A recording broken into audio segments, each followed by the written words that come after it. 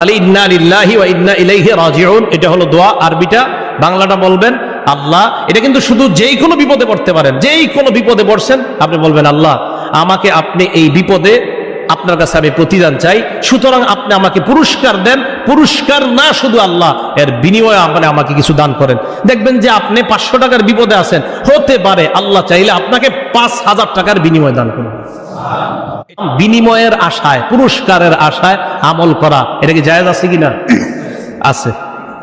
এটা কেন আপনাদেরকে বারবার বলতেছি জানেন? পুরস্কারের আশায় অনেকে বলে আর কি, জান্নাত জাহান্নাম দরকার নাই, আল্লাহ শুধু তোমারে চাই। মানে এইগুলো শিখায়, এই কথাগুলো, এই বাংলাগুলো কি শিখায় আমি বুঝি না। আল্লাহ শিখাইতেছে জান্নাতের আশায় আমল করা যায়, আল্লাহ শিখাইতেছে জাহান্নাম থেকে বাঁচার আশায় আমল করা যায়।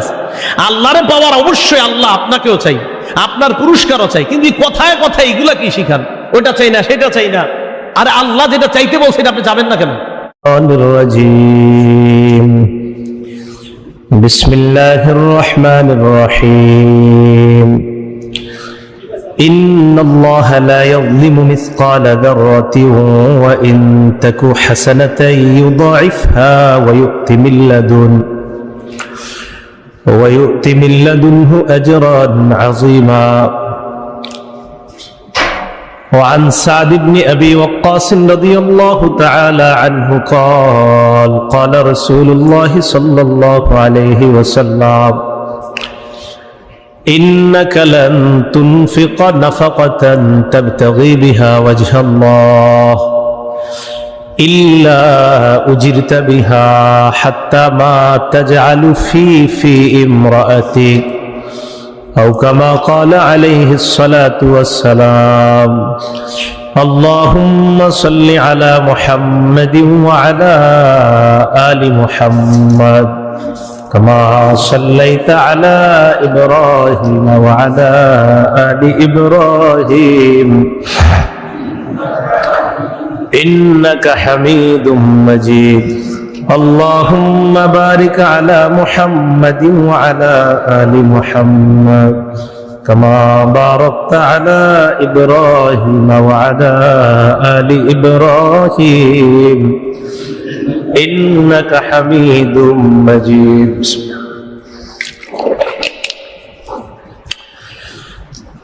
سبحانك لا علم لنا إلا ما علمتنا إنك أنت العليم الحكيم। আল্লাহ আমাদেরকে জুমার নামাজ আদায় করার জন্য মসজিদে উপস্থিত হওয়ার তৌফিক দান করেছেন বলি আলহামদুলিল্লাহ। আমাদের সামনে গুরুত্বপূর্ণ দুটি ইবাদত, হজ, কোরবানি। এই দুটি ইবাদতের আগে আমরা আমাদের দিলকে সাফ করা সম্পর্কে আলোচনা শুনেছিলাম। গত 2 জুমা আমরা আলোচনা শুনেছি আমলের আগে নিয়ত পরিশুদ্ধ করা। গত জুমায় আমরা আলোচনা শুনেছি আমল একমাত্র আল্লাহকে সন্তুষ্ট করার জন্য করা। আজকে আমরা শুনব হজ, কোরবানি সহ যত ইবাদত আছে, ইবাদতগুলো আমরা করব আল্লাহর কাছে প্রতিদান পাওয়ার আশায়। আল্লাহর কাছে প্রতিদান পাওয়ার আশায় আমরা ইবাদত করব। প্রতিদান পাওয়ার আশায় ইবাদত করা, এটা হাদিস দ্বারা প্রমাণিত, কোরআন দ্বারাও প্রমাণিত। হাদিস, কোরআনে অসংখ্য প্রমাণ আছে। সূরা নিসার 40 নম্বর আয়াতে আল্লাহ বলেন ইন্নাল্লাহা লা ইয়াযলিমু মিসকালা যাররাহ, নিশ্চয় আল্লাহ অণু পরিমাণও জুলুম করবেন না, সরিষা পরিমাণও জুলুম করবেন আল্লাহ। ওয়া ইন তাকু হাসানা, অনুপরিমাণ কোনো বিষয় সেটা যদি নেকির হয়, ইউদাইফহা, আল্লাহ সেটাকে দ্বিগুণ বৃদ্ধি করে দেয়। ওয়া ইউ'তি মিন লাদুনহু আজরান আযীমা, আল্লাহ তার পক্ষ থেকে বিরাট প্রতিদান তাকে দান করেন অনুপরিমাণ জিনিসটা যদি নেকির হয়। সূরা শুরা আয়াত নাম্বার 25 আল্লাহ বলেন ওয়া মান ইয়াকতারিফ হাসানাতান নাজিদ লাহু ফিহা হুসনা, যে ব্যক্তি কোনো কল্যাণ করে, ভালো কাজ করে, নাজিদ লাহু ফিহা হুসনা, আমি আল্লাহ তাকে ওই ভালো কাজ করার কারণে তার ওই ভালোটা আরো প্রচুর পরিমাণে বৃদ্ধি করে দিই। নাজিদ শব্দের অর্থ হলো বৃদ্ধি করা। তো এই জায়গায় নাজিদ আসছে, নাজিদ লাহু, আমি বৃদ্ধি করে দিই তাকে ওই ভালো কাজের মধ্যে, হুসনা, প্রচুর পরিমাণ নেকি আমি আল্লাহ বৃদ্ধি করে দিই। তো আল্লাহর জন্য ভালো আমল করলে আল্লাহ নেকি দেয়, প্রতিদান দেয়, এটা আমরা কোরআন থেকে জানলাম। হাদিস থেকে আমরা কিছু দৃষ্টান্ত দেখব, ভালো আমল করলে এর প্রতিদান আল্লাহ দান করেন, প্রতিদানের আশায় আমল করা।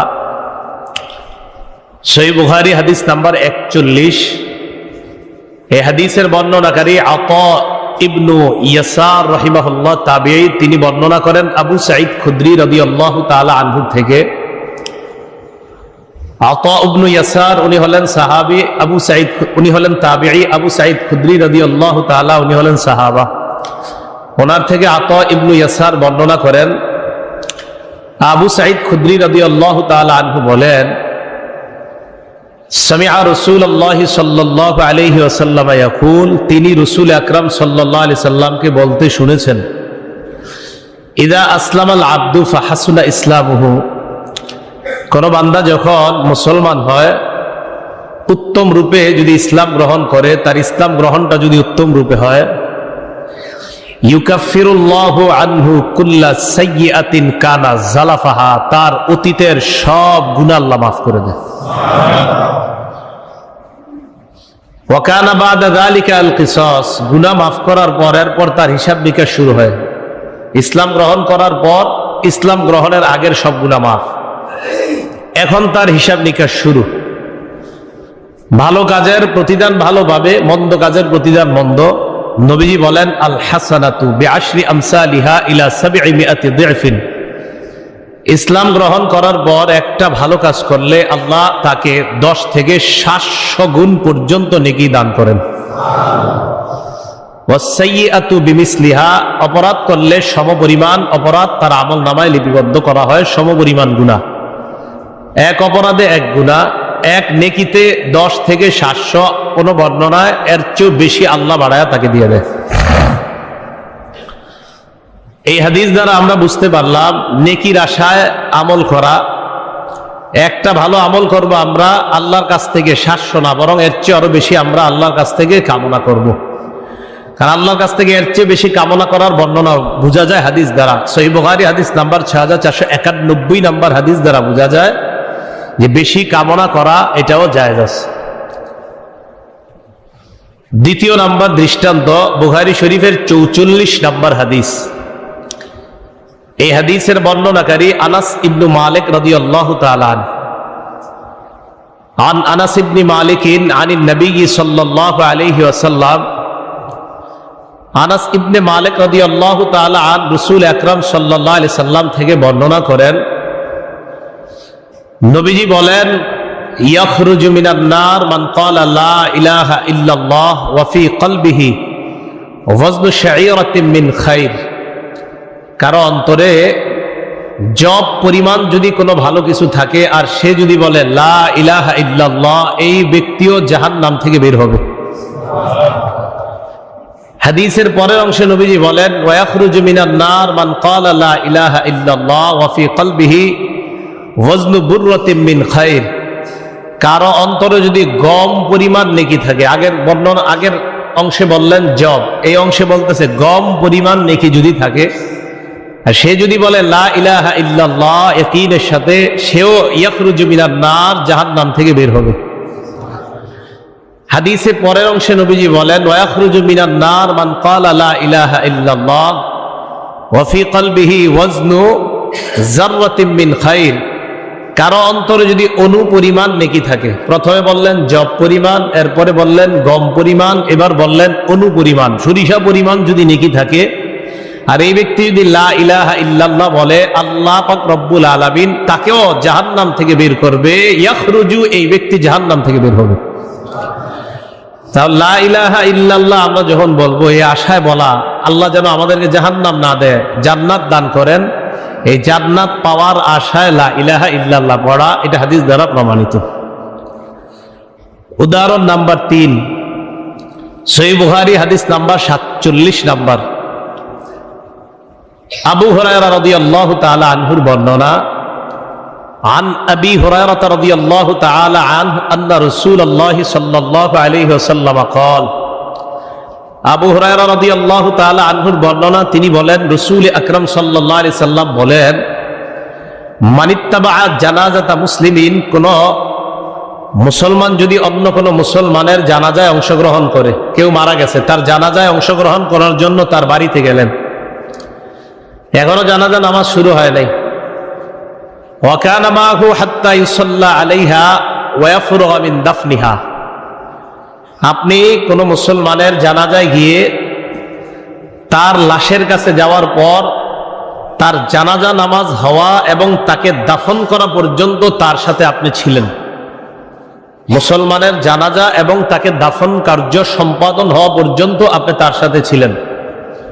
নবীজি বলেন, আপনি আমলটা করার পর ফাইন্নাহু ইয়ারজিউ মিনাল আজরি বিকিরাতাইন, এই ব্যক্তি 2 কিরাত পরিমাণ সওয়াব নিয়ে ওই বাড়ি থেকে প্রত্যাবর্তন করে।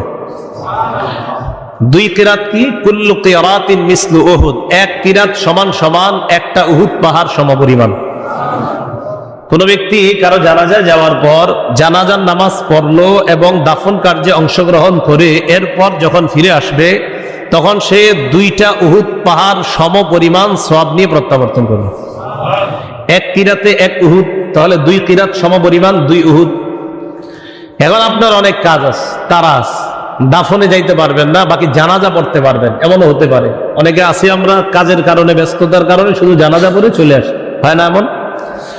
রাসূল আকরাম সাল্লাল্লাহু আলাইহি সাল্লাম বলেন, ওমান সাল্লা আলাইহা, কোন ব্যক্তি যদি শুধু জানাজা পড়ে, সুম্মা রাজাআ ক্বাবলা আন তুদফানা, দাফন কার্য সম্পাদন হওয়ার আগেই চলে আসে, দাফন করার জন্য অন্য কেউ তাকে নিয়ে যায়, উনি চলে আসে, তাহলে নবী প্রথমে বলছেন কাজ 2টা, 1 জানাজা পড়া, 2 দাফন কাজে অংশগ্রহণ করা। তো ওই 2 কাজে অংশগ্রহণ করলে 2 উহুদ পাহাড় পরিমাণ সওয়াব। তো এখন উনি শুধু জানাজা পড়ছে, দাফনে অংশগ্রহণ করে নাই, তাহলে আমল হইল কয়টা? রাসূল আকরাম সাল্লাল্লাহু আলাইহি সাল্লাম বলেন, ফাইন্নাহু ইয়ারজিউ বিকিরাত, এই ব্যক্তি 1 কিরাত সমপরিমাণ সওয়াব তথা 1 উহুদ পাহাড় সমপরিমাণ সওয়াব নিয়ে ফিরবে। এখন থেকে জানাজায় যাব এই নিয়ত করে যে আল্লাহ, আমি 2 কিরাত সওয়াব আনার জন্য যাচ্ছি, 2টা উহুদ পাহাড় সমপরিমাণ সওয়াবের জন্য যাচ্ছি, বাকি যদি একটায় অংশগ্রহণ করি তো 1 উহুদ পাহাড় সমপরিমাণ সওয়াব, 2টায় অংশগ্রহণ করলে 2 উহুদ পাহাড় সমপরিমাণ সওয়াব।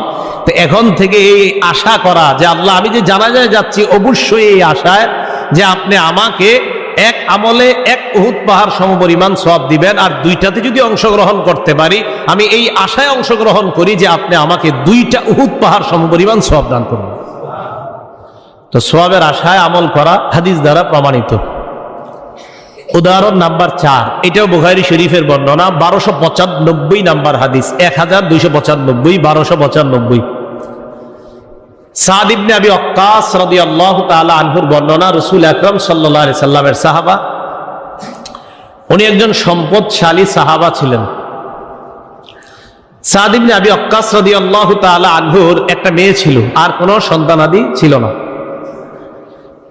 তিনি বলেন, কানা রাসূলুল্লাহ সাল্লাল্লাহু আলাইহি ওয়াসাল্লাম ইয়াউদুনি আমা হাজ্জাতিল ওয়াদা মিন ওয়াজইন ইশতাদ্দা বি, বিদায় হজের সময় রাসূল আকরাম সাল্লাল্লাহু আলাইহি সাল্লাম আমার প্রচন্ড একটা অসুস্থতায় আমাকে নবীজি প্রায় সময় দেখতে আসতেন।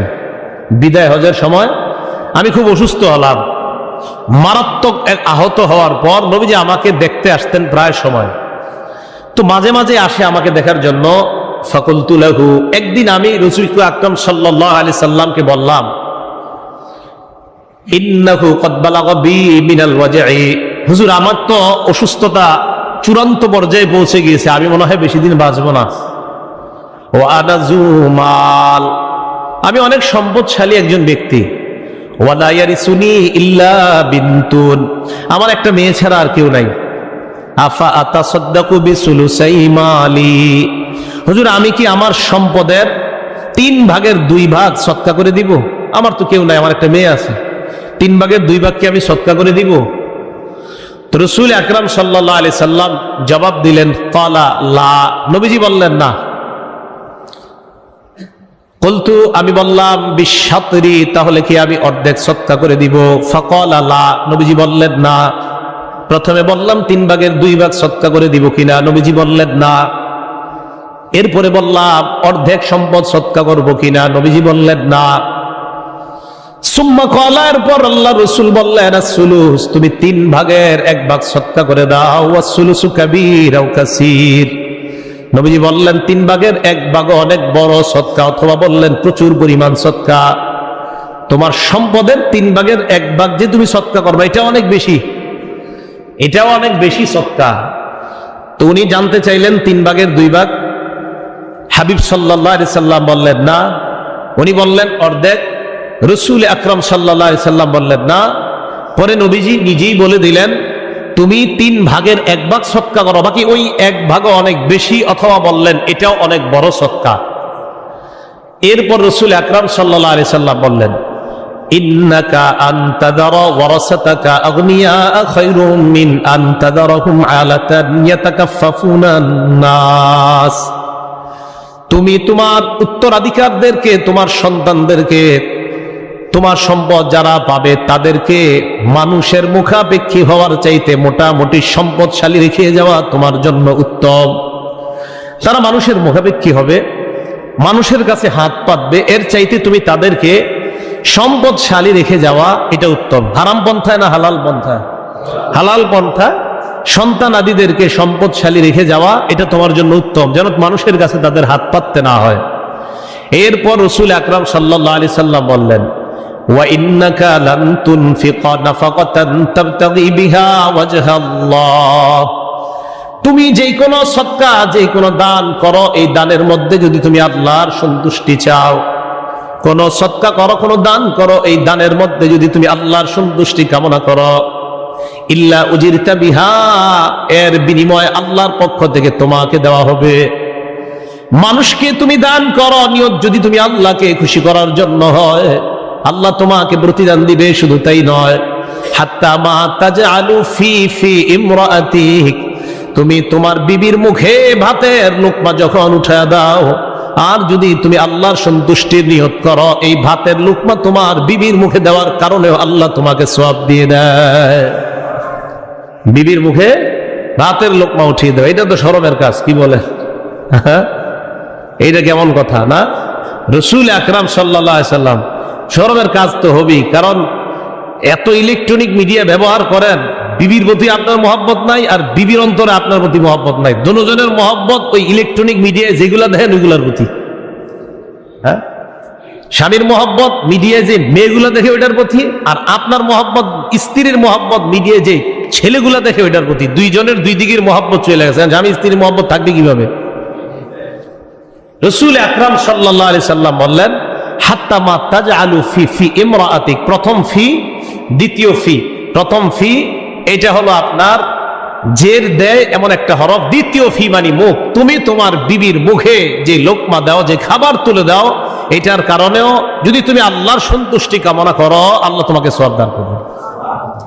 আপনি কাউকে 1 কাপ চা পান করাবেন, এখানেও নিয়ত করে ফেলবেন আল্লাহ আমি আপনাদের খুশি করার জন্য পান করাইলাম। একটা পান কাউকে আপনি খাওয়াইলেন, এখানেও আপনি মনে মনে নিয়ত করে ফেলবেন আল্লাহ আমি খুশি করার জন্য আমি তাকে এটা করলাম। আপনি যা করেন আল্লাহকে খুশি করার জন্য একটু নিয়ত করে ফেলেন, হতে পারে তো এই আমলে আপনাকে জান্নাতে নিয়ে যাবে। তাহলে আমরা কোনো কিছু করব, ছোট বড় যত আমল, সওয়াব পাওয়ার আশায়, প্রতিদানের আশায়, এটা আমরা হাদিস দ্বারা প্রমাণ পেয়ে গেলাম। উদাহরণ নাম্বার 5, এটাও বুখারী শরীফের বর্ণনা, 2631 নাম্বার হাদিস, 2631 নাম্বার হাদিস। এই হাদিসের বর্ণনাকারী আব্দুল্লাহ ইবনে আমর রাদিয়াল্লাহু তাআলা আনহু, তিনি বলেন ক্বালা রাসূলুল্লাহ সাল্লাল্লাহু আলাইহি ওয়াসাল্লাম 40 খাসলাতান আ'লাহুন্না মানিহাতুল আনস, আল্লাহ নবী বলেন 40টি ভালো স্বভাব আছে, 40টি ভালো গুণ আছে। এর মধ্যে সবচেয়ে শ্রেষ্ঠ গুণ হলো কাউকে দুধওয়ালি বকরি দিয়ে দেওয়া, দুধ পান করার জন্য। কাউকে একটা দুধের বকরি দেওয়া, দুধ পান করার জন্য। কাউকে একটা গাভী দেওয়া, দুধ পান করার জন্য। এটা উত্তম একটা আমল।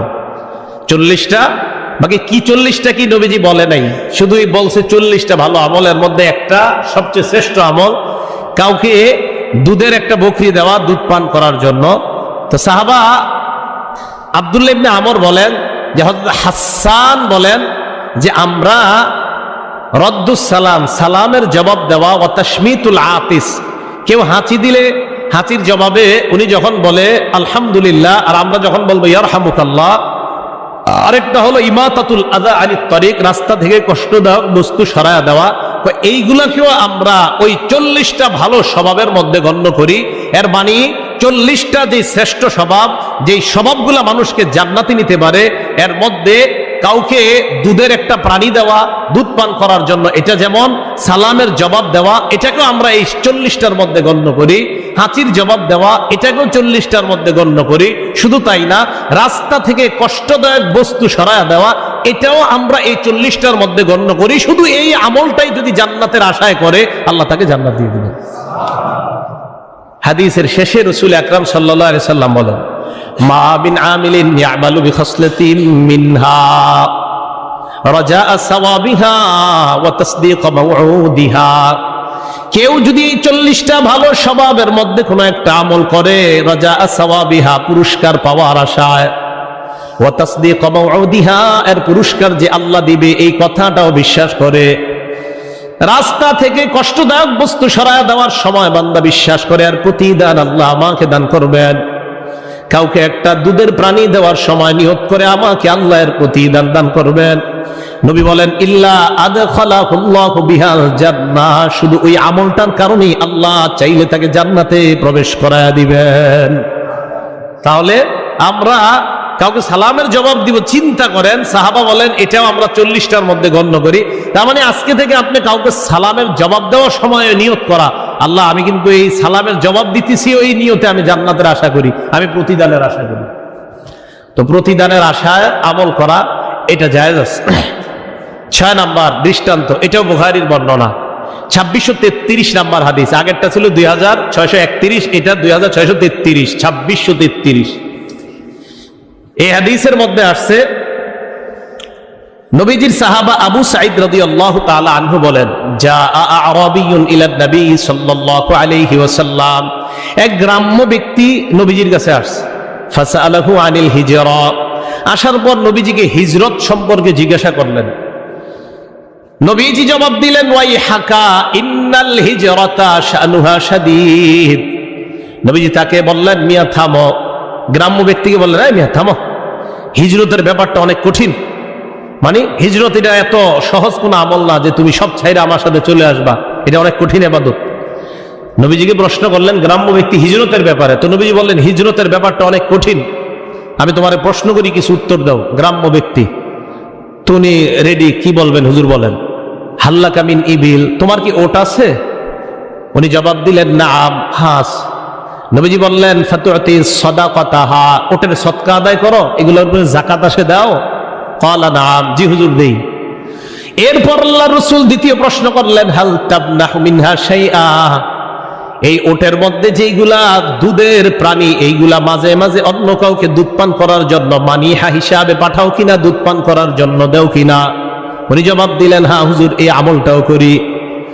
তৃতীয় প্রশ্ন আল্লাহ নবী করলেন, ফাতাহলুবুহা ইয়াউমা বিরদিহা, যেদিন উটগুলাকে তুমি পানি পান করাও ওই দিন এই উটগুলাকে দহন করো কিনা, উটনিগুলা দহন করো কিনা। এই জায়গাটা একটু বুঝবেন, পানি পান করানোর দিন এইগুলা দহন করো কিনা? উনি বললেন হ্যাঁ। এটা কি বুঝাইলেন নবীজি? যে উটকে যেদিন পানি পান করাও, উটনিকে যেদিন পানি পান করাও, এই তোমার এই প্রাণীগুলা দুধ পান করো, ওই দিন তুমি দুধ দহন করো কিনা? কয় হুজুর হ্যাঁ করি। এটা কেন বললেন? সাধারণত গরিব মানুষরা অপেক্ষায় থাকে বড় লোকরা কবে তার ক্ষেতের ফসল কাটবে, কবে তার গাছের আম পারবে।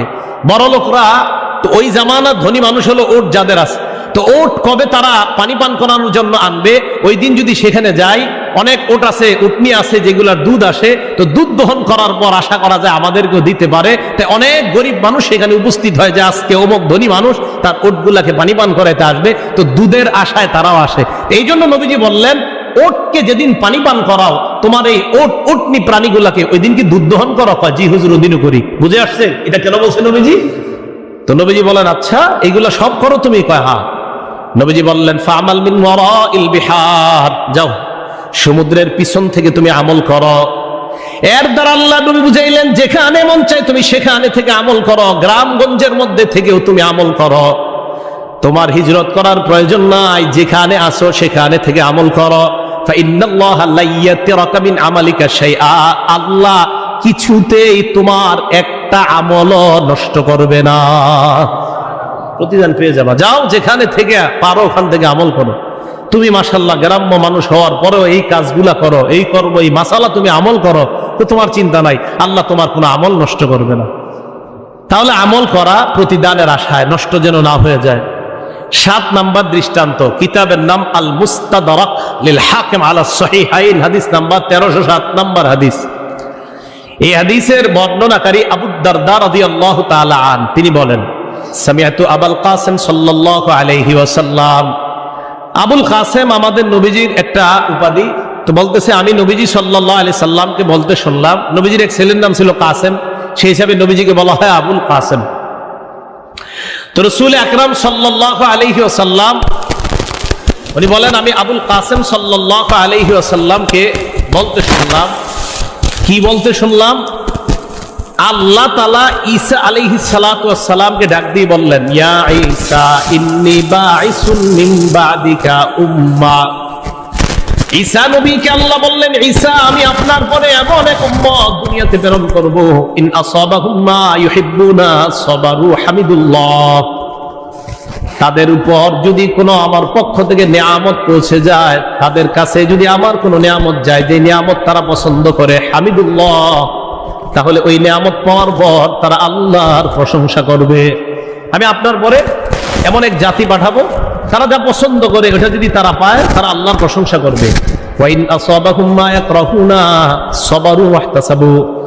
আর যদি তাদের উপর এমন কোন জিনিস যায় যেটা তারা অপছন্দ করে, কোনো বালা মুসিবত যায়, তখন তারা ধৈর্য ধারণ করবে, ওয়াহতাসাবু, এবং প্রতিদানের আশা করবে, যেই বিপদে আমি ধৈর্য ধারণ করি প্রতিদান পাবো। আল্লাহ বলেন লা ইলমা ওয়ালা হিলমা, অথবা বললেন লা হিলমা ওয়ালা ইলমা, অথচ তাদের ধৈর্য ধারণ করার ক্ষমতা নাই, তাদের জ্ঞানও নাই। বলতেছে তাদের ধৈর্য ধারণের ক্ষমতাও থাকবে না, তাদের জ্ঞানও থাকবে না, এরপরেও তারা ধৈর্য ধারণ করবে। ঈসা নবীর কাছে বিষয়টা অস্পষ্ট লাগলো, এটা আবার কেমন কথা? ধৈর্য ধারণের ক্ষমতা নাই তো ধৈর্য ধরবে কিভাবে? ঈসা নবী আল্লাহকে প্রশ্ন করলেন, আল্লাহ কাইফা ইয়াকুনু হাযা লাকুম ওয়ালা হিলমা ওয়ালা ইলমা, যাদের ধৈর্য ধারণের ক্ষমতা নাই তারা কিভাবে ধৈর্য ধারণ করবে? আল্লাহ আপনার কাছে জানতে চাই। আল্লাহ জবাব দিবেন, আল্লাহ জবাব দিয়ে দিলেন, আতিহিম মিন হিলমি ওয়া ইলমি, আমি আল্লাহ আমার ধৈর্য এবং আমার জ্ঞান থেকে তাদেরকে কিছু দান করব। ওই জ্ঞান আর ধৈর্যের কারণে তারা বিপদ আপদে ধৈর্য ধারণের ক্ষমতা লাভ করবে। আমি আমার জ্ঞান থেকে কিঞ্চিত তাদেরকে দিব, আমার ধৈর্য থেকে কিঞ্চিত তাদেরকে দিব, সামান্য। আমাদের সারা দুনিয়াতে যত জ্ঞান, এই কিন্তু সামান্য। আল্লাহ তাআলা আমাদেরকে পুরা দুনিয়াতে যা আসছে আসবে, যত জ্ঞানী আরো তৈরি হবে, সামান্য দিছে আল্লাহ। তো আল্লাহ পাক রব্বুল আলামিন বললেন যে তারা সওয়াবের আশা করবে। তাহলে বলেন তো, আমরা কোনো বিপদে যখন পড়ি তখনও সওয়াবের আশা করব কার কাছে? আল্লাহর কাছে। এটা জায়েজ আছে। 8 নাম্বার দৃষ্টান্ত, নাসাই শরীফের 1871 নাম্বার হাদিস। এই হাদিসের বর্ণনাকারী আবু মাসউদ রাদিয়াল্লাহু তাআলা আনহু। 1851 নাম্বার হাদিসের বর্ণনাকারী ওমর ইবনে সাঈদ রাহমাতুল্লাহি আলাইহি, উনি বলেন আমর ইবনে শুআইব, বুঝবেন, ওমর ইবনে সাঈদ বলেন আমর ইবনে শুআইব রাদিয়াল্লাহু তাআলা আনহু, উনি কাতাবা ইলা আব্দুল্লাহ ইবনে আব্দুর রহমান ইবনে আবি হুসাইন ইউআজ্জিহি বিইবনিল্লাহু হালাকা। আমর ইবনে শুআইব আব্দুল্লাহ ইবনে আব্দুর রহমানের কাছে একটা চিঠি লিখছে। ওই চিঠিটা এই কারণে লিখছে, ওই আব্দুল্লাহ ইবনে আব্দুর রহমানের একটা সন্তান মারা গেছে, ছেলে মারা গেছে। ওই ছেলে মারা যাওয়ার কারণে তাকে সান্ত্বনা বাণী লেখা, সান্ত্বনা দেওয়ার জন্য একটা চিঠি লিখলেন আব্দুল্লাহ ইবনে আব্দুর রহমানের কাছে আমর ইবনে শুআইব। কাতাবা ফি কিতাবিহি, উনি চিঠির মধ্যে লিখলেন, খুব ভালো করে বুঝবেন। আমর ইবনে শুআইব আব্দুল্লাহ ইবনে আব্দুর রহমানের কাছে একটা চিঠি লিখলেন, ওই আব্দুল্লাহর ছেলে মারা গেছে, সান্ত্বনা দেওয়ার জন্য চিঠি লিখলেন। তো চিঠির মধ্যে লিখলেন, ভাই আব্দুল্লাহ, আমার আব্বা আমার দাদা থেকে একটা হাদিস বর্ণনা করছে। বেশ লাগতেছে না? আমর ইবনে শুআইব আব্দুল্লাহ রাদিয়াল্লাহু তাআলা রাহিমাহুল্লাহর কাছে একটা চিঠি লিখলেন, সন্তানকে উনি মারা যাওয়ার কারণে সান্ত্বনা বাণী লিখে একটা চিঠি লিখলেন। তো চিঠির মধ্যে কি লিখলেন? উনি চিঠিতে লিখলেন যে আমার আব্বা আমার দাদা থেকে একটা হাদিস বর্ণনা করছে। কি হাদিস? আর দাদার নাম কি? আব্দুল্লাহ ইবনে আমর ইবনুল আস। তাহলে আমর ইবনে শুআইবের দাদার নাম আব্দুল্লাহ ইবনে আমর ইবনুল আস। আমর ইবনে শুআইব ওনার দাদার থেকে একটা হাদিস লিখলেন এক চিঠির মধ্যে, যে চিঠিটা পাঠাইছে আব্দুল্লাহ ইবনে আব্দুর রহমানের কাছে। কেন? ওনার ছেলে মারা গেছে, সান্ত্বনা বাণী লেখা একটা এক ব্যক্তি আরেক ব্যক্তিকে একটা চিঠি লিখছে, উল্লেখ করে দিয়েছে। হাদিসটা কি? قال رسول الله صلى الله عليه وسلم, আল্লাহ নবী বলেন, ইন্নাল্লাহ লা ইয়ারদা লিআবদিহিল মুমিনি ইযা যাহাবা বিসফিয়িহি মিন আহলিল আরদ। আল্লাহ রাব্বুল আলামিন যখন কোন মানুষের প্রিয়জনকে দুনিয়া থেকে উঠায় নেয়, উঠায় নেওয়ার পর ফাসসাবারা ওয়াহতাসাবা, ওই বান্দা ধৈর্য ধারণ করছে। আমার আপনার কোন প্রিয়জনকে দুনিয়া থেকে উঠায় নেওয়ার পর বান্দা যদি ধৈর্য ধারণ করে, সওয়াবের আশা করে, আল্লাহ নবী বলেন ইন্নাল্লাহ লা ইয়ারদা লিআবদিহিল মুমিন, শেষের দিকে বলেন দুনাল জান্নাত, এই ব্যক্তিকে আল্লাহ জান্নাত না দিয়ে সন্তুষ্ট হয় না। আল্লাহ এই মুমিন বান্দার প্রতি সন্তুষ্ট হয় না জান্নাত দেওয়ার আগ পর্যন্ত। একজন মুমিন বান্দার প্রিয়জনকে আল্লাহ উঠায় নিছে, ওই মুমিন বান্দা ধৈর্য ধারণ করছে প্রতিদানের আশায়। আল্লাহ রব্বুল আলামিন তাকে জান্নাত নামক প্রতিদান না দিয়ে সন্তুষ্ট হয় না, তার মানে জান্নাতই তাকে দান করেন। তাহলে জান্নাতের আশায়, প্রতিদানের আশায় কেউ মারা গেলে ধৈর্য ধারণ করা এটা জায়েজ আছে। প্রতিদানের আশায় ধৈর্য ধারণ করা, আমল করা এটা জায়েজ আছে। উদাহরণ নাম্বার 9, নাসাই শরীফের 2545 নাম্বার হাদিস, 2545। এই হাদিসের বর্ণনাকারী আবু মাসউদ রাদিয়াল্লাহু তাআলা। আপনারা নিয়মিত আমলটা করেন, সবাই করেন। দেখেন কি বলে, আন আবি মাসউদ রাদিয়াল্লাহু তাআলা আনহু আনিন নবী সাল্লাল্লাহু আলাইহি ওয়াসাল্লাম قال, আবু মাসউদ বলেন আল্লাহর নবী বর্ণনা করেন, ইদা আনফাকার রাজুলু আলা আহলিহি ওয়া হুয়া ইয়াহতাসিবুহা, কোন বান্দা যদি পরিবারের উপর খরচ করে আর এই খরচ করার সময় যদি আল্লাহর কাছে সওয়াবের আশা করে। কোন বান্দা পরিবারের উপর খরচ করেছে, খরচ করার সময় আল্লাহর কাছে প্রতিদানের আশা করে, মাবুদ আমি মাছ কিনলাম প্রতিদানের আশায়, আমি গোশত কিনলাম আমার পরিবারকে খাওয়াবো, তবে এটারও প্রতিদান তোমার কাছে যাই। আমি চাউল কিনলাম 5 কেজি, আমার পরিবার ভাত রান্না করে খাবে, মাবুদ এটারও প্রতিদান আমি তোমার কাছে চাই। হাদিস দ্বারা প্রমাণিত, আপনি আপনার পরিবারের জন্য কোনো কিছু কেনার পর নিয়ত করা, মাবুদ এটার প্রতিদান আমি তোমার কাছে চাই। বিবির জন্য শাড়ি, সন্তানের জন্য আপনি জামা কাপড় কিনলেন, মনে মনে নিয়ত করলেন, আল্লাহ আমি যে এই খরচ করলাম এটার প্রতিদান তোমার কাছে চাই। নবী বলেন কানাত লাহু সাদাকা, এই আমলটাও দান হিসাবে আল্লাহ কবুল করে নিয়ে ওই দানের সওয়াব আপনাকে দিয়ে দেয়। এইটা নিয়মিত এই সওয়াব আমরা পেতে পারি প্রত্যেক দিন।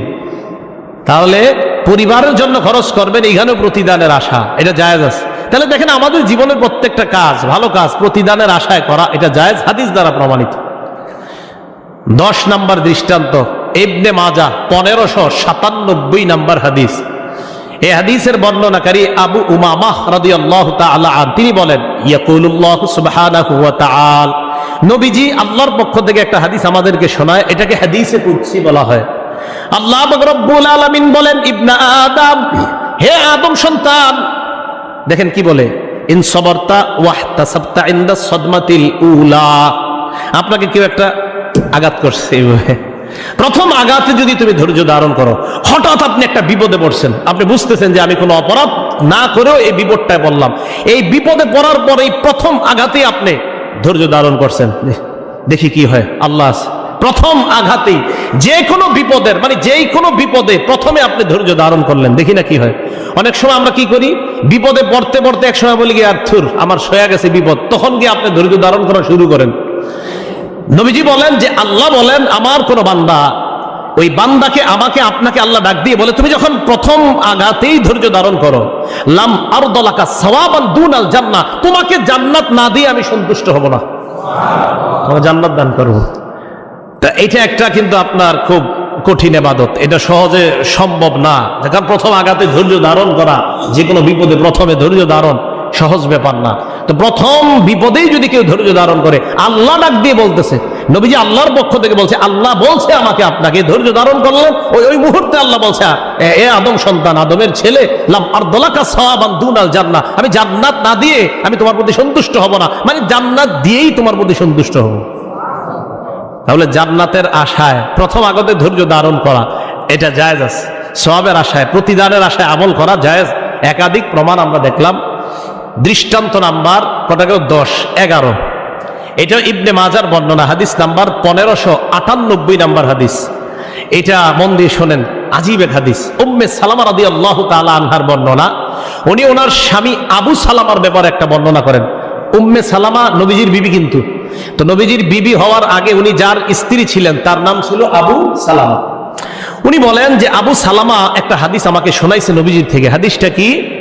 মা মিন মুসলিমিন ইউসাবু বিমুসিবা, কোন মুসলমান যখন কোন বিপদে আক্রান্ত হয়, বিপদে আক্রান্ত হওয়ার পর ফায়াফজাউ ইলা মা আমারাল্লাহু বিহি, মুসলমান তাড়াতাড়ি আল্লাহর আদেশের দিকে ন্যস্ত হয়। বিপদে আক্রান্ত হয়েছে মুসলমান, সাথে সাথে আল্লাহর হুকুমের দিকে যায়। হুকুমটা কি? আল্লাহ পাক রব্বুল আলামিন আমাদেরকে শিখাইয়া দিয়েছেন, বিপদে পড়লে পড়েন ইন্না লিল্লাহ। তাহলে ইন্না লিল্লাহি ওয়া ইন্না ইলাইহি রাজিউন, ইন্না লিল্লাহি ওয়া ইন্না ইলাইহি রাজিউন, এটা আল্লাহর হুকুম। তো বলতেছে যে কোন মুসলমান বিপদে পড়ার পর যখন বলে ইন্না লিল্লাহি ওয়া ইন্না ইলাইহি রাজিউন, এরপর বলে আল্লাহুম্মা ইনদাকা ইহতাসাবতু মুসিবাতি, আল্লাহ আমি এই বিপদে তোমার কাছে প্রতিদান চাই। বাংলা বললে হবে, আপনারা আরবিটা দরকার না, আরবি শুধু একটু বলবেন, এরপরে বলবেন আল্লাহ আমি এই মুসিবতে তোমার কাছে প্রতিদান চাই। ও আউযিজনি মিনহা, এর বিনিময়ে তোমার কাছে চাই। প্রতিদান আর বিনিময়ে একটু পার্থক্য আছে, কিন্তু প্রতিদান সওয়াব, বিনিময় এটার পরিবর্তে আরেকটা। এটা হলো প্রতিদান, পুরস্কার তো আল্লাহ দিবে, বিনিময় হলো আপনার পরিবর্তে আরেকজন। বিনিময়টা একটু পরে বুঝবেন, কি আজীব বিনিময় দেখেন। আউযিজনি মিনহা, আল্লাহ এর বিনিময় দেন, পুরস্কারও দেন, এর বিনিময় দেন। তো এরপরে ওই ব্যক্তি দোয়া করা আল্লাহর কাছে বলে ফাজুরনি ফিহা, আল্লাহর কাছে বলে আল্লাহুম্মা ইনদাকা ইহতাসাবতু মুসিবাতি, আল্লাহ আমি তোমার কাছে এই মুসিবতের প্রতিদান চাই। ফাজুরনি ফিহা, আমাকে তুমি পুরস্কার দাও। ওয়া আউযিজনি মিনহা, আমাকে এর বিনিময় তুমি দাও। পুরস্কার আর বিনিময় হাদিস শেষ পর্যন্ত শুনলে সহজে বুঝে আসবে। এই কথা বলার পর ইল্লা আজারাল্লাহু আলাইহা, আল্লাহ পাক রব্বুল আলামিন তাকে পুরস্কার দেয়। ওয়া আযাহু মিনহা, এর চাইতে উত্তম বিনিময় তাকে দান করে দেয়। তাহলে পুরস্কারও দেয়, বিনিময় দেয়। উম্মে সালামা বলেন ফালাম্মা তুওয়াফিয়া আবু সালামা, আমার স্বামী আবু সালামা যখন মারা যায়, তো এটা একটা বিপদ, স্বামী মারা গেছে। যাকারতুল্লাযী হাদ্দাসানি আর রাসূলিল্লাহি সাল্লাল্লাহু আলাইহি ওয়াসাল্লাম, আমি ওই হাদিসটা স্মরণ করলাম যে হাদিসটা আমার স্বামী আবু সালামা আমাকে শোনাইছে। কোন হাদিস বলেন তো? এই যে একটু আগে বললো, আমি ওই হাদিস স্মরণ করলাম যে হাদিস আমাকে আবু সালামা বলেছেন। কোনটা? এই মাত্র যে হাদিস বললো। আমি বললাম ইন্না লিল্লাহি ওয়া ইন্না ইলাইহি রাজিউন, আমি এই দোয়াটা বললাম।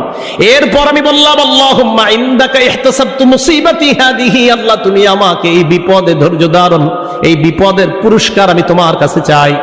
আল্লাহুম্মা ইনদাকা ইহতাসাবতু মুসিবাতি হাজি, আল্লাহ আমি এই বিপদে তোমার কাছে প্রতিদান চাই। এই কথা বলার পর তখন উনি বলেন, প্রতিদান চাওয়ার পর এরপরে হাদিসে বিনিময়ের কথা আসছে। তো উনি বলেন কি, ফালাম্মা আরাদতু আন আকুলা, আমি যখন এই কথা বলবো, কোন কথা? যে ইজনি মিনহা, আল্লাহ তুমি বিনিময় দাও, এটা বলার সময় মনে মনে চিন্তা করলাম, আচ্ছা বিনিময় তো মানে আবু সালামার বিনিময়ে, আবু সালামার পরিবর্তে অন্য কাউকে আমাকে দেওয়া, এটা হলো বিনিময়। প্রথমে আল্লাহর কাছে বললাম পুরস্কার দাও, পরে বিনিময় চাওয়ার সময় মনে মনে বললাম, আচ্ছা ও আজু, বলতেছে ও আজু, আমাকে কি বিনিময় দেওয়া হবে? খায়রাম মিন আবি সালামা, আবু সালামার চেয়ে উত্তম কোনো বিনিময় আমাকে দেওয়া হবে? তো মনে মনে এই কথা ভাইবা সুম্মা কুলতুহা, বলেই ফেললাম আল্লাহ আমাকে উত্তম বিনিময় দাও। আমার জানা ছিল না আমার জন্য এত উত্তম বিনিময় আল্লাহ রেখে দিয়েছেন। আজ আমি মুহাম্মাদান সাল্লাল্লাহু আলাইহি সাল্লাম, আল্লাহ আমাকে আবু সালামার বিনিময়ে পরিবর্তে মুহাম্মদ সাল্লাল্লাহু আলাইহি সাল্লামকে আল্লাহ আমার স্বামী বানায় দিয়েছেন। এটা বিনিময় ভাই, বুঝে আসছে সবার? পুরস্কার, বিনিময়। দেখেন বিনিময় কি, বিনিময় এর চেয়ে উত্তম বিনিময় কি? উনি কল্পনাও করতে পারেন নাই যে এত শ্রেষ্ঠ বিনিময় ওনার জন্য অপেক্ষা করতেছে। তা আল্লাহ পাক রব্বুল আলামিন দেখেন ওনাকে দুনিয়াতেই দিয়ে দিয়েছেন উম্মে সালামা, আবু সালামা। তাহলে ইন্না লিল্লাহি ওয়া ইন্না ইলাইহি রাজিউন, এটা হলো দোয়া। আরবিটা, বাংলাটা বলবেন আল্লাহ, এটা কিন্তু শুধু যেই কোনো বিপদে পড়তে পারেন, যেই কোনো বিপদে পড়ছেন আপনি বলবেন আল্লাহ আমাকে আপনি এই বিপদে আপনার কাছে আমি প্রতিদান চাই, সুতরাং আপনি আমাকে পুরস্কার দেন, পুরস্কার না শুধু আল্লাহ এর বিনিময়ে আপনি আমাকে কিছু দান করেন। দেখবেন যে আপনি 500 টাকার বিপদে আছেন, হতে পারে আল্লাহ চাইলে আপনাকে 5000 টাকার বিনিময় দান করবেন, এটা আল্লাহর ইচ্ছা। তাহলে 11 নম্বর দৃষ্টান্ত আমরা জানলাম, বিনিময়ের আশায়, পুরস্কারের আশায় আমল করা, এটা কি জায়েজ আছে কিনা? আছে। এটা কেন আপনাদেরকে বারবার বলতেছি জানেন? পুরস্কারের আশায় অনেকে বলে আর কি, জান্নাত জাহান্নাম দরকার নাই, আল্লাহ শুধু তোমারে চাই। মানে এইগুলো শিখায়, এই কথাগুলো, এই বাংলাগুলো কি শিখায় আমি বুঝি না। আল্লাহ শিখাইতেছে জান্নাতের আশায় আমল করা যায়, আল্লাহ শিখাইতেছে জাহান্নাম থেকে বাঁচার আশায় আমল করা যায়। আল্লাহরে পাওয়ার অবশ্যই আল্লাহ আপনাকেও চাই, আপনার পুরস্কারও চাই, কিন্তু কথায় কথায় এগুলা কি শিখান? ওটা চাই না, সেটা চাই না। আরে আল্লাহ যেটা চাইতে বলছে আপনি যাবেন না কেন? কি কি যে শিখায় মাঝে মাঝে বিভিন্ন জায়গায় গেলে, মানে আজিব আজিব জিনিস। হ্যাঁ ঠিক আছে, আল্লাহ আপনার হয়ে গেলে সব হয়ে যাবে, কিন্তু এটা বলেন তো সাথে সাথে আল্লাহ জান্নাতও দরকার নাই, জাহান্নামও দরকার নাই। আপনার কি জান্নাত দরকার নাই? আসলে দরকার নেই, খুব তো ভাব নিয়ে বলছেন দরকার নেই। যেখানে আল্লাহ বলতেছে জান্নাতের পাওয়ার আশায় আমল করা যায়, তা আপনি কেন বলেন যে আপনার দরকার নাই? ভাই হ্যাঁ আপনাদের না লাগতে পারে, আমার দরকার আছে, তাই আমি হাদিস বললাম, এই জন্য আমি জান্নাত পাওয়ার আশায় আমল করবো। যাদের দরকার না থাকবে আপনি বললেন যে আমার দরকার নেই। এটা কেন বলে আর কেন শিখায় এগুলো আমি জানি না। তো প্রতিদানের আশায় আমল করা যায়, এই একাধিক হাদিস, কতগুলো হাদিস বললাম। 12 নম্বর দৃষ্টান্ত ইবনে মাজাহ হাদিস নাম্বার 1601 নম্বর হাদিস।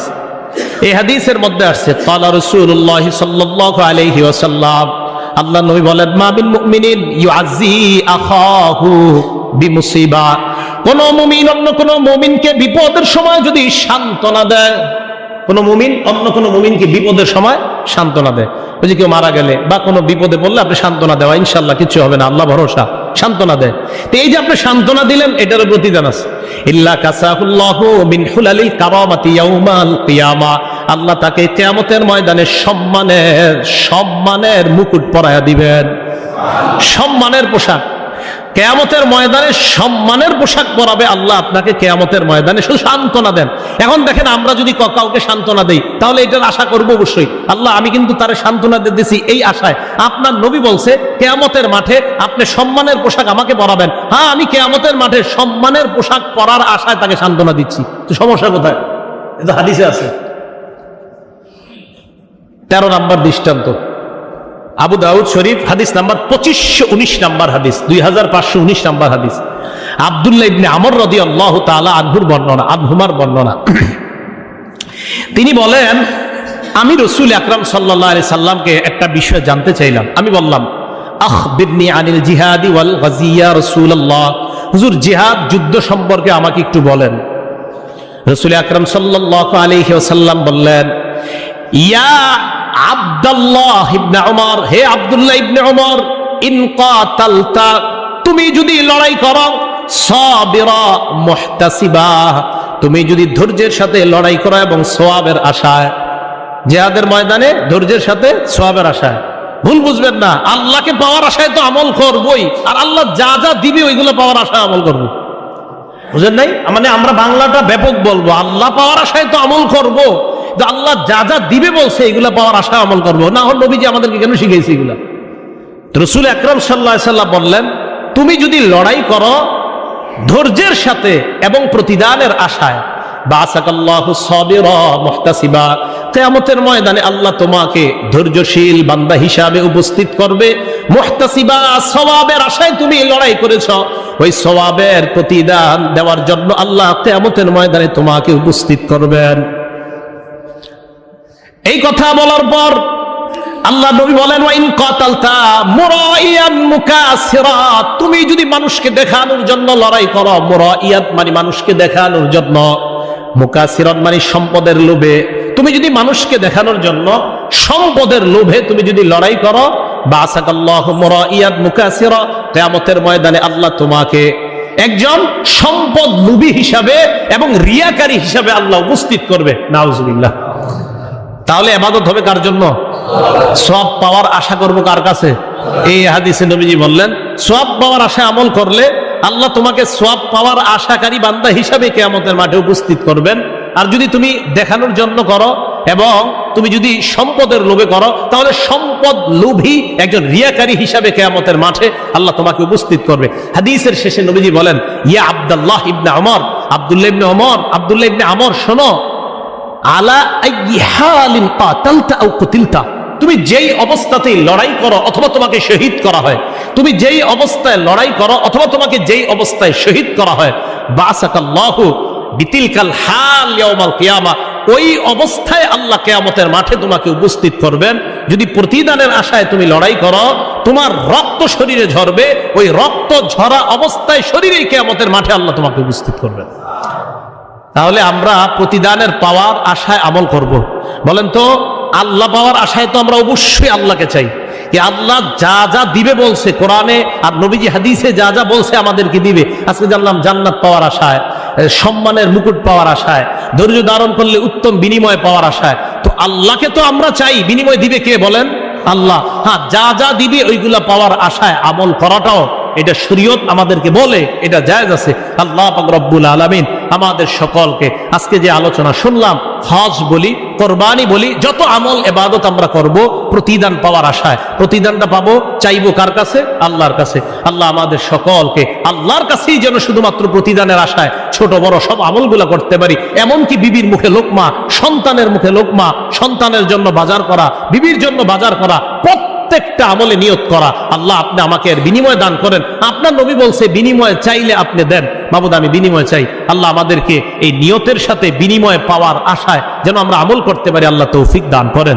আমিন। ওয়া আখিরু দাওয়ানা আনিল হামদুলিল্লাহি রাব্বিল আলামিন। 4 রাকাত কবুল।